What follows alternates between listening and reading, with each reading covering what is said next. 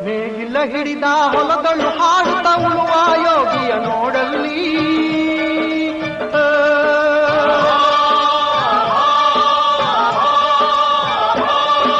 ನೇಗಿಲ ಹಿಡಿದ ಹೊಲದಳು ಹಾಡುತ್ತ ಉಳುವ ಯೋಗಿಯ ನೋಡಲ್ಲಿ